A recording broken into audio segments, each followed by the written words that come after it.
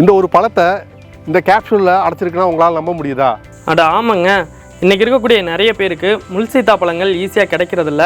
கிடைச்சாலும் அது சாப்பிடக்கூடிய டேஸ்ட்டில் அந்த அளவுக்கு இருக்கிறதில்ல.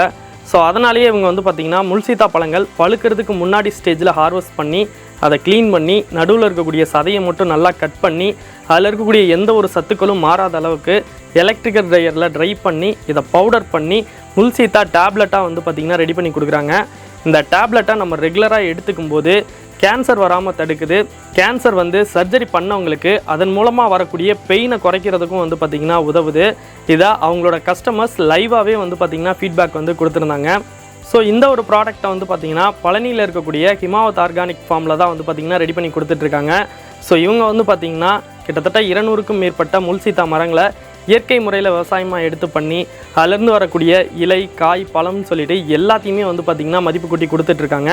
ஸோ வேணுங்கிறவங்களுக்கு ஸ்க்ரீனில் கான்டாக்ட் நம்பர் கொடுத்துருக்கேன். ஆர்டர் ப்ளேஸ் பண்ணி வாங்கி யூஸ் பண்ணி பாருங்கள்.